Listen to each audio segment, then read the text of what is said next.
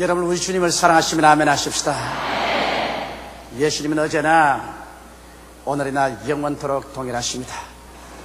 축복으로 가는 길목에서 이와 같은 제목으로 여러분과 함께 연을 나누고자 합니다. 이스라엘 백성들은 430년이란 기나긴 세월 동안 애굽에서 더부살이 종살이를 했습니다. 그 극심한 고통 속에 그들이 야훼 하나님께 주야로 부르짖으며 하나님이 응답하시고 모세를 보내셔서 그 강한 손과 편팔로 홍해수를 기적적으로 건너고 수르 광야로 들어왔습니다. 광야로 들어와서 사흘 동안 여행을 해도 물을 발견하지 못한지라 목이 타고 입술이 터지고 기갈에 견딜 수가 없었습니다. 그러다가 겨우 물을 발견했는데 백성들이 가서 물을 마셔보니 물이 써서 마실 수가 없습니다. 그러자 기진맥진한 백성들이 땅을 치고 통곡을 하고 울고 하나님과 모세를 원망하게 되었습니다. 그때 모세가 하나님께 기도하며 한 나무가지를 지시하시는지라 그 나무가지를 꺾어서 물에 던지니 물이 달아졌습니다. 백성들이 물을 다 마시고 기갈을 해갈할 수 있게 된 것입니다. 그때 하나님께서 그 백성들에게 계명과 율례를 주시면서 이 계명과 율례에 귀를 기울이고 그대로 실천하면 애굽에 내린 모든 질병의 하나도 너희에게 내리지 아니하리니 나는 너희 병을 치료하는 야훼라고 말씀하시고 곧 그들을 인도하사 엘림 오아시스로 이끌어준 것입니다. 그곳에는 12샘물이 아주 맑은 수정 같은 물을 뿜어내고 70의 우람한 종려나무가 자라서 그늘을 비추고 있었습니다. 그곳에 그들은 장막을 쳤습니다. 이것은 우리에게 굉장히 깊은 상징적인 의미를 허락하고 있는 것입니다. 여러분과 나도 죄악의 애굽 세상에서 나와서 이 광야 같은 세상을 지나 우리는 천성을 향해서 걸어가고 있습니다. 우리도 이 광야 같은 세상을 지나면서 수없는 영적인 갈증을 느끼며 몸부림칠 때가 있습니다. 그러나 우리가 다 원하는 것은 우리가 이 광야를 지나면서 우리의 가슴 속에 엘림 동산을 가지고 살고 싶어하는 것입니다. 12샘물이 솟아오르고 70종려나무가 서 있으며 하나님께서 치료자로 당신 자신을 계시하신 엘림 동산을 마음속에 가지고 산다면 이 광야를 지날 때도 우리는 상쾌하게 승리로 살아갈 수 있을 것입니다. 그런데 이 광야 가운데서 엘림 동산을 마음속에 가지고 살아가는 데는 여기에 하나님이 제시한 조건이 있습니다. 그것은 쓴 물을 달게 해야 되고 하나님의 계명과 율법에 귀를 기울이고 그 계명과 율법대로 살아야 된다는 조건이 붙어 있는 것입니다. 이와 같은 조건을 우리가 이루면 우리들의 가슴 속에 엘림 복지 동산을 가지고 이 광야를 지나 천국까지 갈 수가 있을 것입니다. 그러므로 오늘 이 낡은 해를 보내고 새해를 맞이하는 길목에서 새해가 진실로 축복이 되고 엘림 동산을 우리 가지고 그 엘림의 오아시스에서 장막을 치고 살 수 있는 사람들이 되기 위해서 오늘 몇 가지 사항을 여러분과 함께 주의 깊게 살펴보고자 하는 것입니다. 첫째로 여러분의 마음에 쓴물이 달아져야만 한다는 것입니다. 광야 같은 인생길을 살면서 원튼 원치 않든 우리들의 가슴 속에 쓴물이 생겨납니다. 사람과 사람의 관계 속에 사는 세상인데 어찌 미워하는 마음, 슬퍼하는 마음들이 생겨나지 않겠습니까? 그러나 이 쓴물을 달게 하고 살지 아니하면 새해에 하나님의 축복의 세계 속에 들어갈 수 없습니다. 어떻게 하면 이 쓴물을 달게 할까요? 심리학을 통해서는 되지 않습니다. 인간의 과학을 통해서도 되지 않고 철학을 통해서도 되지 않습니다. 또한 특정 종교를 통해서도 되지 않습니다. 마음의 쓴물은 오직 갈보리산 십자가의 그 나무를 받아들일 때 비로소 쓴물이 달아집니다. 모세가 하나님이 지시하는 나무가지를 꺾어서 물에 던짐에 물이 달아진 것처럼 여러분과 나의 가슴 속에 갈보리 십자가 나무를 던져 넣을 때 비로소 쓴물이 달아지는 것입니다. 우리는 이 세상에 살면서 미움의 쓴물이 우리 마음속에 생겨나게 됩니다. 여러분, 인생을 살면서 한 번도 미워하지 않았다고 하는 사람이 있으면 그 사람은 거짓말하는 사람인 것입니다. 사람과 사람이 서로 사는데 인격이 다르고 생각이 다른데 성품이 서로 엇갈려서 미워할 때가 종종 생겨나는 것입니다. 이 미움을 우리는 언제나 해소하고 달게 만들어야 되는 것입니다. 약한 미움은 쉽게 사라질 수 있지만 우리 마음속에 깊은 원한에 사무치게 되면 그 원한의 미운 썬물은 쉽게 달아지지 않습니다. 오직 이 미운 썬물을 달게 하려면 갈보리 십자가 밑에 와서 엎드리는 도리밖에 없습니다. 예수 그리스도의 십자가를 바라볼 때 나같이 하나님을 거역해서 죄를 짓고 거역하고 반역한 하나님과 원수된 사람을 위해서 하나님이 그 아들 예수님을 보내시사 양손과 양발에 베못을 받게 하시고 몸짓고 피를 흘려 우리를 용서하게 사랑해준 그 큰 용서와 사랑을 마음속에 받아들일 때 우리 마음속에 새로운 부담이 생기는 것입니다. 이것은 내가 이처럼 용서받고 사랑받았으므로 나도 나에게 죄 지은 자, 내가 미워하는 자를 용서하고 사랑해야만 되겠다는 마음의 부담인 것입니다.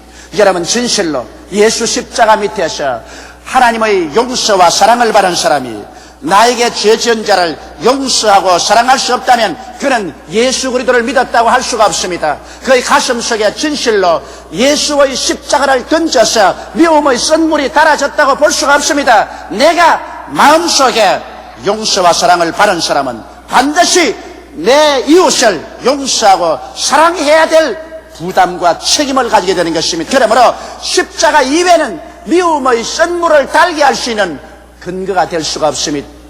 나는 최근에 비극적인 이야기를 들었습니다. 내 둘째 아들 사무엘의 친구인데 학교에 갔다가 상급생이 격려 잘 안 한다고 잡아서 때려서 죽여버리고 말았습니다. 고등학교 2학년까지 자랐는데 그 아들이 어머니 학교 갔다 오겠습니다 하고 학교에 가서 그날로 시체가 되어서 집에 돌아오니 그 아들을 본 부모의 감정이 어떻겠습니까? 도대체 요새 학교가 공부를 가르치는 곳인지 사람 잡는 도살장인지 이런 일들이 한두 곳이 아닙니다. 이렇게 인생이 살벌해집니다. 그래 죽은 아들의 시체를 집에 갖다 놓고 그 아버지가 장사차 뉴욕에 가 있는데 아버지에게 연락을 했었습니다. 그 아버지가 연락을 받고 급히 모든 일을 다 취소하고 칼 비행기를 탔는데 15시간 동안 태평양을 건너서 한국에 오는 동안 그 아버지의 마음이 말로 다 할 수가 없었다는 것입니다. 제일 처음 비행기를 탈 때는 내가 한국에 가면 당장 총으로 이 교장과 교감을 쏘아 죽여버리고 이 내 아들을 죽인 가족들에게 내가 복수하겠다. 이럴 수가 있느냐. 내가 금지 옥여버렸길래 이제 다 키워놓은 자식을 그래 공부하러 학교 보냈지 죽으라고 보냈냐. 나 가만 안 두겠다.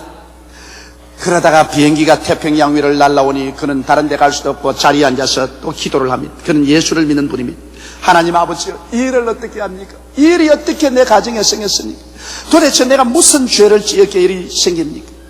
그러자 그는 십자가 밑에 자기가 엎드리는 환상을 볼 수밖에 없었습니다. 나 같은 죄인을 위해서 하나님은 그 외아들을 보내서 십자가에 몸짓고 피 흘려 죽으셨으니 하나님의 마음이 여부 고통스러웠을까? 내가 내 자식을 잃고 나니까 내 마음에 이렇게 고통스러운데 하나님은 나 같은 죄인 위해서 십자가에 그 아들을 못 박았으니 그 하나님의 고통이 어떻겠는가? 그 하나님의 용서와 그 하나님의 사랑이 어떻겠는가? 그래서 하나님, 나도 이 십자가를 의지하고 내 원수를 용서하게 해주시옵소서. 그러다가는 또 일어나서는 용서 좋아하네. 너무 내가 가면 내가 원수 안 갚는가 보라. 어떤 자식인데 내 자식을 죽이고 내가 그래 용서를 해 어림도 없어. 그러다가 또 앉아가는 기도하라. 주여, 내 마음을 살펴주시옵소서. 내 마음도 내가 알 수 없습니다. 15시간 동안 비행기를 타고 오면서 몇 번을 죽이고 몇 번을 살리고 그래서 그가 김포공항에 날았을 때는 마음속에 십자가를 던졌습니다. 교장 선생과 교감은 이제 아버지가 돌아오면 멱살이 잡히고 얻어 맞고 큰 비극이 연출될 걸 알고 있었는데 아버지가 집에 들어오자마자 벌벌 떨고 있는 교장 교감을 손잡고서 두려워하지 마라. 내 아들이 죽은 것은 하나님이 불러갈 때가 와서 죽었지 않겠느냐. 병들어 죽을 수도 있고 자동차 사고로 죽을 수도 있고 또 이와 같이 불행하게 매를 맞아 죽을 수도 있다. 사람의 생명이 어떻게 사람 마음대로 왔다 갔다 할 수 있겠는가. 하나님이 다 하셨다. 내가 제일 처음 감정으로는 와서 학교도 다 때려 부숴버리고 교장 교감도 가만두지 않고 때려 죽인 그 상대방 가족도 가만두지 않으려고 했지만은 비행기를 타고 오는 동안에 내가 하나님 앞에 기도하다가 예수 십자가의 그 고통을 기억하게 되었다. 나 같은 죄인 위해서 그 아들을 보내서 십자가에 몸짓고 피 흘린 하나님의 마음이 어떻게 하겠는가. 그럼에도 불구하고 하나님은 용서하고 사랑해 주었다. 그것이 내 마음에 불이 쳐서 내 마음의 변화를 받았습니다. 내가 다 용서해 줍니다. 그 길로 그는 종이를 내어서 감옥에 갇혀있는 자기 아들을 죽인 그 학생을 무죄 백방시켜달라고 탄원서를 써내고 자기 재산 3천여만 원을 학교 장학금으로 내놓고 문제를 사랑 속에 해결하고 마는 것입니다. 여러분, 이 말이 쉽지. 정말 내 자식, 다 키운 자식이 학교에 갔다가 얻어맞아 죽었으면 그 쓰디쓴 원한의 미움을 어떻게 달게 만들겠습니까? 그러나 예수 그리스도의 십자가를 던질 때 기적이 일어났던 것입니다. 그러므로 오늘 이 시간에도 우리의 가슴 속에 미움의 쓴물이 있으면 십자가를 던져 달게 하고 새해를 맞이하게 되시기를 주의 이름으로 축원합니다. 우리의 가슴 속에 공포의 쓴물도 생겨납니다. 오늘날 세계는 공포의 정글입니다. 정치, 경제, 외교, 군사 등 그 어느 것을 보아도 불신과 공포가 꽉 차 있습니다. 세계는 전쟁 준비로 쓰는 그 무수한 돈을 만일 가난하고 불쌍한 후진국들을 도와주었다면 가난하고 헐벗고 굶주린 사람 한 사람도 없었을 것입니다. 하나님께서 이 세상에 자원을 주시지 않아서 후진국이 생기고 굶주림이 생기는 것은 아닙니다. 얼마나 풍성한 자원을 주셨음에도 각 나라마다 공포심 때문에 이 자원으로 막대한 돈을 사용해서 군비 경쟁을 하고 있는 것입니다. 우리 대한민국도 남북에 대치해서 군비 경쟁을 하지 않고 GNP의 6%를 우리 산업 발전에 사용했다면 우리나라가 얼마나 급속히 선진국화했을지 모릅니다. 그러므로 이 세계는 불신이 꽉 들어차고 그로 말미암아 공포 속에 해가 뜨고 해가 지는 것입니다. 개인의 생활에도 내일에 대한 보장은 없습니다. 오직 하나님만이 우리의 피난처요 확실한 평안의 처소인 것입니다. 그러나 하나님께서 나를 붙들어 주실 것이라는 그러한 신념을 어떻게 가질 수가 있습니까? 마음이 공포에 몸부림치는 사람 속에 그리스도의 십자가를 던져 넣으십시오. 하나님께서는 십자가를 통해서 우리를 사랑했다는 확실한 증거를 보여주신 것입니다. 하나님이 세상을 이처럼 사랑하사 독생자를 주셔서 우리를 위해서 그 아들을 몸짓고 피를 흘려 대신 죽게 한 것입니다. 그 아들을 아끼지 않고 우리에게 주시니까 그 아들과 함께 무엇을 선물로 주지 아니하시겠습니까? 그러므로 예수 그리스도의 사랑이란 말과 글로만 사랑한 것이 아닙니다. 그는 목숨을 바쳐서 몸을 찢고 피를 흘려서 사랑해준 증명된 사랑입니다. 십자가를 내 마음속에 받아들일 때 하나님의 사랑이 내 마음속에 부음받고 그 사랑으로 말미암아 하나님을 믿지 않을래야 않을 수가 없습니다. 믿음이란 사랑으로 말미암아 생기는 것입니다. 십자가를 내 마음속에 받아들여서 하나님의 사랑이 내 뼛속까지 사무치면 내 하나님을 사랑할 수 있는 마음과 하나님을 믿을 수 있는 마음이 생겨납니다. 눈에는 아무 증거 안 보이고 귀에는 아무 소리 안 들리고 손은 잡히는 건 없어도 나는 하나님의 사랑받고 있는 사람이다. 그러므로 천지와 만물을 지으시고 인간의 생사와 화복을 주장하시는 하나님을 나는 믿는다. 하나님은 좋은 하나님이기 때문에 이 하나님을 믿고 나는 운명을 내어 던진다. 이러한 신념이 마음속에 생겨나게 되는 것입니다. 마음에 믿음이 생기면 믿음은 공포를 내어 쫓아버리고 마는 것입니다. 그렇기 때문에 공포에 쓴 물을 달게 만들기 위해서는 예수 십자가를 받아들여서 그 사랑의 세례를 받는 것밖에 도리가 없습니다. 하나님의 사랑이 내 마음속에 그대한 믿음을 산출시켜주는 것입니다. 수많은 사람은 좌절의 쓴 물을 마시고 삽니다. 실패는 일이 성사되지 않은 것이고 좌절은 실패에 대한 마음의 반응입니다.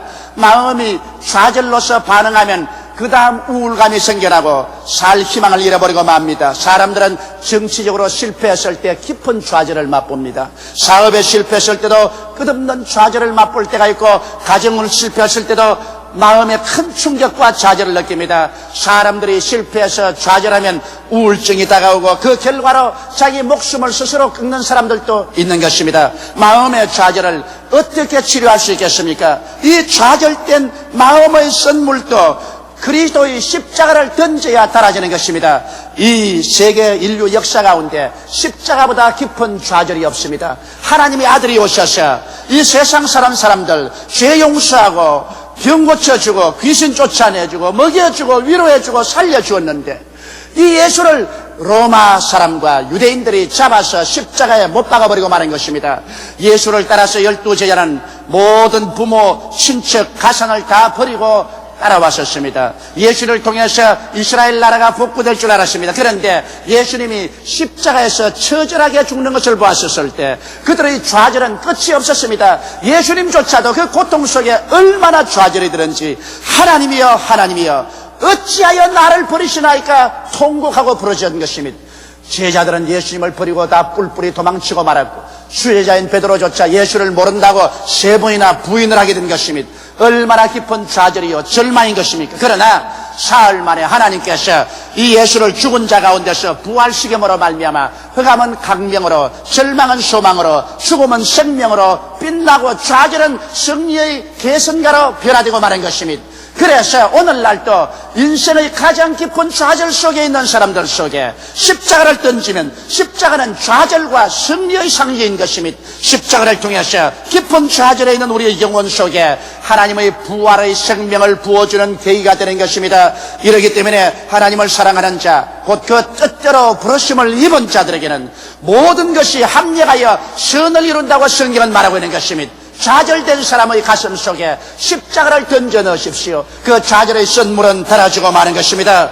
사람들은 또한 죄책의 쓴물을 마시고 삽니다. 이 세상에 살면서 오늘날 같이 죄책이 없는 시는 본 적이 없습니다. 사람들은 죄를 짓고도 마음속에 뻔뻔하게 짝이 없습니다. 이기주의적이고 자기 만족만 있으면 죄라고 생각합니다. 그래서 도적놈들도 4인조 5인조를 짜다니면서 목숨만 살려달라고 비는 사람을 칼로서 난도질 쳐놓고 난 다음에 물건을 빼앗아갑니다. 나는 요사이 신문지상에 도적들이 들어가서 생명을 벌레같이 죽이고 물건을 빼앗은 걸 볼 때 분노에 떨립니다.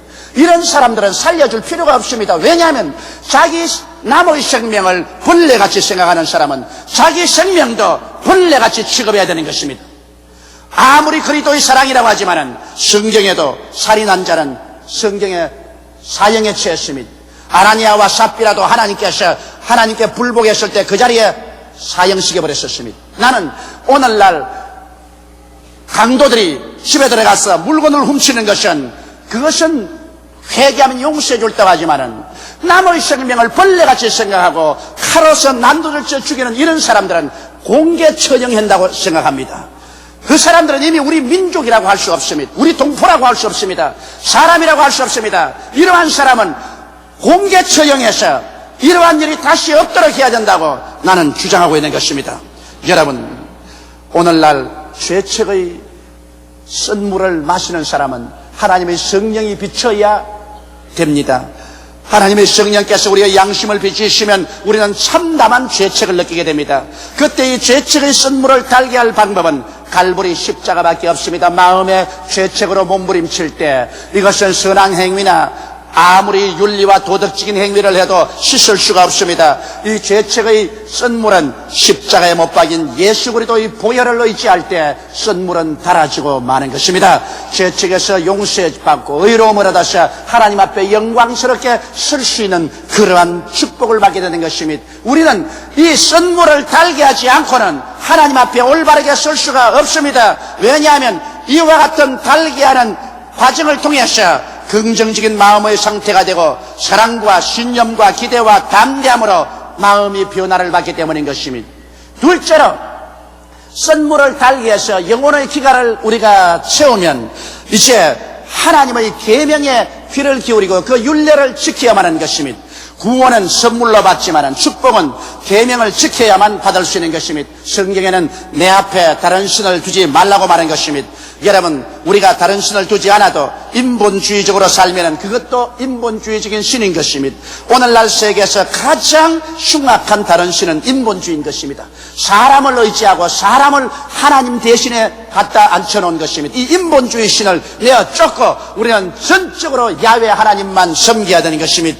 우상에 절하지 말라고 했는데 나무나 돌이나 쇠로서 만든 우상에 절하지는 않지만은 하나님보다 더 사랑하는 것은 우상입니다.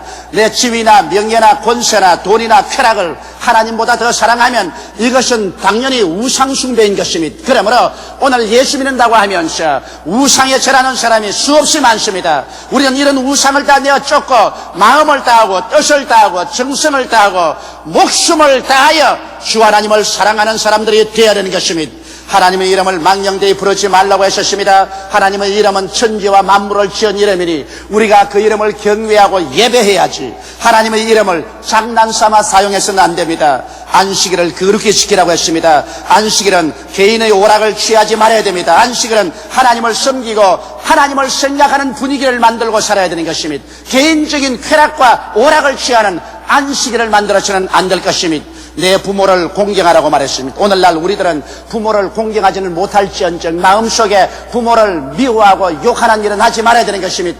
수많은 사람들이 그들 마음속에 부모에 대한 원망과 부모에 대한 대적감을 마음속에 가지고 있습니다. 오늘 이것을 우리는 회개하고 그리고 우리 있는 힘을 다해서 부모에게 행복을 갖다 줄 수 있도록 공경하고 공양하는 일을 해야만 하는 것입니다. 성경에는 살인하지 말라고 하셨습니다. 여러분, 오늘날 살인이 너무나 흥행합니다. 수많은 사람들이 쉽게 싸움하면 쳐서 죽여버리고 도적들도 물건만 훔치면 좋은데 사람을 살인합니다. 여러분, 1년에 우리 한국에 낙태되어서 죽는 어린 아기 수가 약 150만 명이나 됩니다. 여러분, 그것은 살인이 아니라고 생각합니까? 150만이나 되는 어린아이가 이 세상 햇빛을 보지 못하고 자기의 의지가 아닌 부모 의지 따라서 칼을 받아서 난도질을 쳐서 죽임을 당합니다.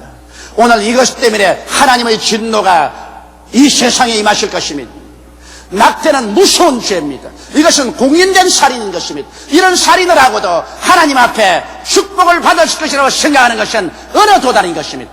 이 낙태가 흥망한 나라마다 하나님의 불심판을 면하지 못할 것입니다. 우리 한국에도 1년에 150만의 생명이 낙태로서 죽어서 저 쓰레기통으로 들어가 버리고 맙니다. 오늘 여러분, 우리는 낙태의 죄를 회개해야 됩니다. 사람들은 죄를 짓고도 회개만 하면 괜찮을 것이라 생각하는데 죄는 회개하면 용서받지만은 그러나 죄의 값은 지불해야 되는 것입니다. 그렇기 때문에 수많은 여성들이 암에 걸리거나 불치의 병에 고생하는 것은 이 낙태의 죄 때문에 그런 것입니다. 이 낙태를 하지 말아야 되는 것입니다. 이것은 살인죄인 것입니다. 성경에는 간음하지 말라고 말했습니다. 다윗은 우리아의 아내 밧세바를 취하여 간음했습니다. 다른 주인이 있는 여자를 취해서 내 것으로 삼으면 이것은 간음이 되는 것입니다. 우리아 주인이 방금 일선에 나가서 전쟁에 가 있는데 그 아내의 아름다움에 도취된 다윗이 그 아내를 취해서 간음을 했습니다. 그러고 난 다음 그 아내가 잉태됨에 그것을 감추기 위해서 우리아를 불러서 집에 데리고 왔으나 그 아내하고 동침하지 않습니다. 내 동료들이 일선에서 고생하고 있는데 나 혼자 어찌 아내하고 동침하리요. 그래서 할 수 없이 다윗은 우리아를 최전방에 보내서 적군의 화살에 맞아 죽게 하셨습니다. 그러고 난 다음에 사람은 전쟁에 나가서 죽이기도 하고 죽기도 한다고 그렇게 변명을 했습니다. 그러나 하나님은 그때로부터 다윗의 집안을 심판했었습니다. 다윗의 집안에 우환이 끊어지지 아니하고 칼이 떠나지 않았었습니다. 그 아들 압살롬이 아버지를 죽이려고 모반을 일으켜서 다윗이 머리가 백발이 성성할 때 그는 구사일생으로 아들과 싸워서 아들을 죽이고 환도할 수밖에 없는 그러한 비극적인 시험까지 하게 된 것입니다. 그러므로 성경은 간음하지 말라고 말하고 있는 것입니다. 도적질하지 말라고 합니다. 우리들은 쉽게 하나님의 11조도 도적질하고 또 내 분수에 맞지 않은 것, 내 노력하지 않은 것을 손에 넣으려는 감정이 있습니다. 이것은 타락한 마음의 감정입니다. 선악과를 도적질한 아담과 하와의 섭성이 오늘날도 남아있어서 우리 노력하지 않은 것을 우리는 손에 넣으려고 하는 감정이 있습니다. 도적질한 것은 회개하고 도적질하지 말아야 됩니다. 내 이웃을 거짓 증거하지 말라고 했었습니다. 우리는 세상에 살면서 이웃의 흉을 보고 이웃을 거짓으로 증거해서 상처를 입힌 적이 한두 번이 아닙니다. 이웃을 거짓 증거하는 이 죄는 모든 사람이 짓고 있는 죄입니다. 이 죄를 우리는 회개해야만 되는 것입니다. 내 이웃을 탐하지 말라고 말했었습니다. 이웃이 잘 먹고 잘 입고 잘 사는 것 보고 우리가 탐을 내어서 시기하고 분노하고 질투해서 그들에게 상처를 입히려고 해서는 안 됩니다. 물론 비정상적으로 하는 것은 비난받아야 할 만하겠지만은 정상적으로 노력하고 애써서 나보다 잘 되는 것 내가 시기하고 질투해서는 안 되는 것입니다. 내 분수대로 내 노력대로 하나님께 감사히 살고 또 하나님께서 더 축복해 주기를 기대하는 것이 우리들의 신앙생활이 되어야 될 것인 것입니다. 우리가 진실로 하나님의 은총을 받고 살려면은 이와 같은 계명을 항상 읽고 이 계명에 귀를 기울이고 이 계명대로 살려고 노력할 때 하나님께서 우리에게 은총과 축복을 주시는 것입니다.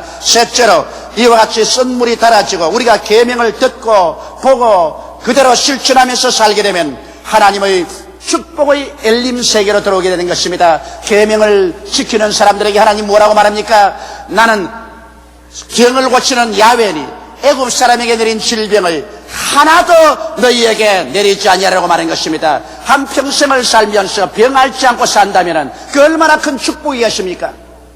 오늘 시킨 이대로 하면은 하나님께서 애굽에 내린 세상에 내린 질병을 하나도 너희에게 내리지 않을 것이라고 약속하신 것입니다. 그러고 난 다음에 엘림 동산으로 이끌어 주신 것입니다. 엘림에 가니 물샘 12이 수정 같은 맑은 물을 뿜어내고 있는 것입니다. 12이라는 수는 하나님이 택하신 가장 기뻐하는 수인 것입니다. 12지파로서 하나님께서 선민 이스라엘을 만들었으며 12제자를 통해서 지상에 천국을 주님께서 세우신 것입니다.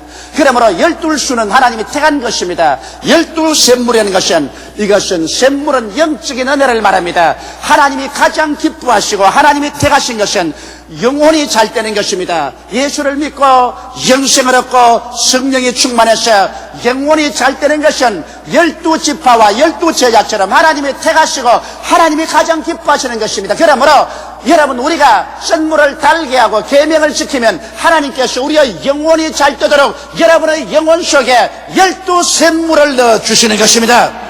샘물이 솟아나면 그 주위에 모든 만물이 살아납니다. 오곡백과가 물어있고 우람한 종려주 70주가 서게 되는 것입니다. 여러분 종려는 승리를 말하는 것입니다. 예수님께서 예루살렘에 입성할 때 사람들이 종려가지를 꺾어서 할렐루야 호산나 찬양을 드렸습니다. 승리를 말합니다. 12샘물이 솟아오는 것에는 축복과 승리가 생겨납니다. 70수란 것은 12수보다는 못하지만은 역시 하나님의 택한 수입니다. 이스라엘의 12지파 중에 70인의 장로가 이스라엘을 다스렸습니다. 예수님의 12제자 다음에는 70인의 제자들이 둘씩 나가서 복음을 전개했습니다. 12보다는 못하나 그래도 하나님이 기뻐하시는 택하심을 받은 것입니다. 이러므로 우리 12샘물은 영혼이 잘 되는 것이니 하나님의 가장 축복이요 그 다음에는 70은 하나님이 그 다음으로 택해서 기뻐하는 것이라서 범사의 잘됨을 말하는 것입니다. 여러분 샘물이 솟아오르는 것에 만물이 소승하고 살아나지 않습니까? 승리가 생겨나지 않습니까? 그러므로 여러분과 나의 가슴 속에 승리를 상징하는 70주의 종려나무가 심어지게 되는 것입니다. 우리는 그것을 통해서 범사에 잘되고 성공적인 인생을 살게 되며 치료함을 받아 강건함을 얻는 엘림 동산의 축복을 얻게 되는 것입니다. 오늘날 우리의 가슴 속에 이 엘림을 가지고 여기에 장막을 치고 광야를 지나가야만 하는 것입니다. 엘림이 없이는 살아갈 수가 없습니다. 영혼이 잘 되어야 되는 것입니다. 그 다음 범사가 잘 되어야 되는 것입니다. 그 다음 강건함을 입는 삼박자 축복을 받아야 되는 것입니다. 오늘 하나님께서는 여러분과 내가 쓴 마음을 십자가를 통해서 달게 변화시키고 우리의 생활 가운데 하나님의 십계명을 보고 듣고 십계명을 힘차게 실천해 나가면은 우리 하나님은 기뻐하셔서 여러분과 나를 이끌어서 엘림 동산에 장막을 치게 만들어주는 것입니다. 여러분과 내가 엘림의 장막을 치면은 우리의 속에서 영혼을 잘되게 하는 12샘물이 솟아오릅니다. 하나님이 가장 기뻐하신 택하신 영적인 축복이 넘쳐 흐르는 것입니다. 그리고 그 영적 축복과 함께 그 다음 하나님이 두 번째로 택하시고 기뻐하시는 70의 종려나무 승리의 생활 축복의 생활이 따라옵니다. 범사가 잘 됩니다. 가정과 생활이 성공적으로 이끌어 나갈 수가 있는 것입니다. 그리고 하나님은 여러분과 나의 치료하는 야훼가 되셔서 애굽에 내린 모든 질병을 제하시고 또 병들었으면 하나님이 손내어서 고쳐주어서 건강을 가지고 이 광야 같은 세상을 승리로 살아갈 수 있게 이끌어 주시는 것입니다. 그러므로 오늘 낡은 해를 보내면서 우리는 우리 자신을 살펴서 정비하고 새해에는 우리 마음속에 진실로 물샘 12과 종려 70주를 가지고 치료하는 하나님을 모시고 거기에 장막을 치고 살아나가는 여러분 각자가 되시기를 주 예수 이름으로 축원합니다. 다 같이 고개 숙여 기도드리겠습니다. 전능하시고 거룩하신 우리 아버지 하나님, 우리는 이 세상에 살면서 수많은 기가를 체험했습니다. 우리는 목마르지만은 썬물밖에 얻은 것이 없습니다. 썬물을 달게 할 줄도 모르고, 그리고 하나님의 축복이 있는 줄은 알지만은 어떻게 축복의 동산에 들어가는 줄도 모르고 방황할 때가 많았습니다. 오늘 이 시간 아버지 간구하오니 우리 마음의 썬물은 예수 그리스도의 십자가를 통하여 달게 만들고 하나님의 계명을 지킴으로 말미암아 엘림 동산으로 들어가게 도와주시옵소서. 이 사막 같은 광야 세상에서도 오중복음과 삼박자 축복의 엘림 동산이 있다는 것을 알게 도와주시옵시고, 그곳에 영혼이 잘됨같이 범사에 잘되며 강건하고 생명을 얻되 넘치게 얻는 삶이 있다는 것을 알게 도와주옵소서. 예수님 이름 받들어 기도드리옵나이다. 아멘.